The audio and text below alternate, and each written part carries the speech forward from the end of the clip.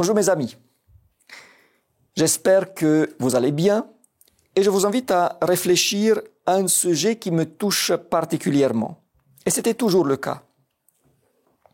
Une réflexion concernant la vieillesse et les personnes âgées. Depuis toujours, j'étais très content de discuter avec des personnes qui ont vécu tellement de choses, qui ont une expérience tellement riche, de découvrir parfois une sagesse hors du commun, de trouver souvent de l'encouragement. Et en même temps, j'étais très ému de voir comment les difficultés s'accumulent sur ces personnes, comment certaines souffrent d'être délaissées, comment d'autres se battent contre toutes sortes de problèmes de santé, de voir aussi, avec une grande joie, comment certains sont bien traités par leurs proches. Aujourd'hui, je vous invite à parler de la prière pour la vieillesse. La prière pour la vieillesse. Le psaume 71, le verset 9. « Ne me rejette pas au temps de la vieillesse, quand mes forces s'en vont, ne m'abandonne pas. » Je trouve ce cri tellement fort, tellement touchant. Quand tu vois que tu peux faire de moins en moins des choses, quand tu vois que selon l'échelle de la valeur de ce monde, sauf une bonne retraite et un compte bien garni, tu vaux de moins en moins et tu descends de plus en plus bas. Et surtout, quand tu sais que les choses ne vont pas s'améliorer, mais le contraire, le désespoir même pourrait s'installer. Et c'est là que le psalmiste encourage toutes les personnes qui sont dans ce cas ou qui craignent de l'être. Car le Seigneur aime les enfants, il aime les jeunes, il aime les adultes, mais il aime beaucoup aussi ceux qui sont vieux, qui ont atteint un certain âge. Et si quelqu'un ne peut plus servir l'œuvre de Dieu comme il l'a fait dans sa jeunesse, ça ne veut pas dire que sa valeur dans les yeux du Seigneur a baissé. Il est vrai que la manière de vivre sa vieillesse dépend souvent de la manière dont tu as vécu et agi auparavant. Mais le sujet n'est pas celui-là aujourd'hui. Ce que le passage nous enseigne est que nous avons le droit de crier vers le Seigneur quand nous voyons que nos forces commencent à diminuer. Car il est possible que les hommes nous abandonnent, mais Dieu ne va pas le faire. Nous vivons dans un pays où, par rapport à d'autres que je connais, il y a une vraie prise en charge et beaucoup de moyens, même si on pourrait toujours mieux faire. Mais nous avançons vers des temps compliqués, mes amis.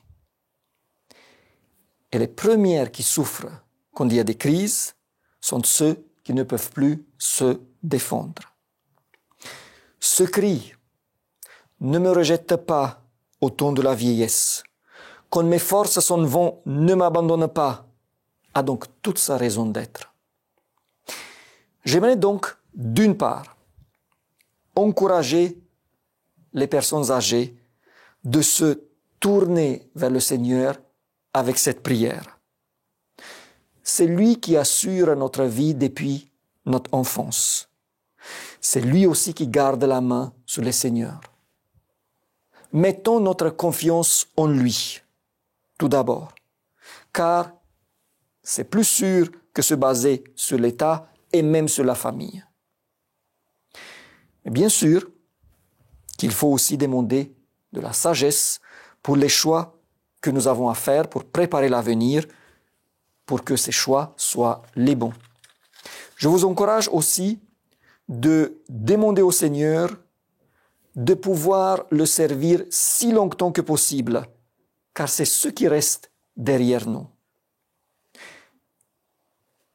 Et je vous encourage aussi de prier que,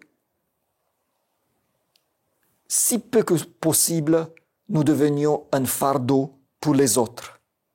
Et que si ça devrait être le cas, que nous puissions avoir autour de nous des personnes bienveillantes. D'autre part, j'aimerais m'adresser à tous ceux et celles qui ont dans leur entourage des personnes âgées. Il y a une phrase que ma mère m'a dit une fois, que je n'ai plus oubliée. Elle m'a dit, « Moi, je sais ce que c'est la jeunesse. Mais toi, mon fils, tu ne sais pas encore ce que c'est la vieillesse. Et tu vas le découvrir. » Je crois fortement qu'une des choses dont dépendra la manière dont je serai traité pendant ma vieillesse dépendent de mon rapport d'aujourd'hui avec les aînés. Vous connaissez peut-être cette histoire où le père qui était au milieu, donc il y avait le père qui est un adulte, qui avait son père à lui plus âgé et qui avait un fils très jeune. Et ce monsieur, à un certain moment, il s'est lassé de voir que son père casse les assiettes. Comme il ne pouvait plus bien le tenir, il les cassait une après l'autre. Donc, il a fait une assiette en bois et a donné à son père pour que elle ne soit plus cassée. Et quelques jours après, il voit son fils à lui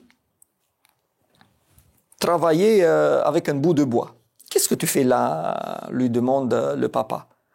« Mais je fais une assiette en bois pour toi, papa, quand tu seras vieux, pour que je puisse te la donner. » Et là, le père, pour le coup, n'a rien dit à son enfant, mais il est allé, il a pris l'assiette en bois qu'il avait donnée à son père et lui a donné des assiettes comme tout le monde. Soyons donc sensibles aux besoins et la situation de ceux et celles qui font partie du troisième âge. Ils font partie de ceux qui sont de plus en plus faibles. Et une bonne relation avec Dieu se manifeste particulièrement dans le comportement avec ceux et celles qui sont faibles. Montrons-leur notre considération. Exprimons le fait qu'ils ont de la valeur. Souvent, il s'agit des personnes qui ont beaucoup souffert dans leur vie, des personnes qui ont soutenu l'œuvre de Dieu, qui méritent donc notre reconnaissance. Essayons pour nos aînés à leur rendre leur vie plus facile et plus belle. Essayons à apprendre d'eux, car il s'agit de trésors de sagesse. Ne me rejette pas au temps de la vieillesse. Quand mes forces sont vaines, ne m'abandonne pas.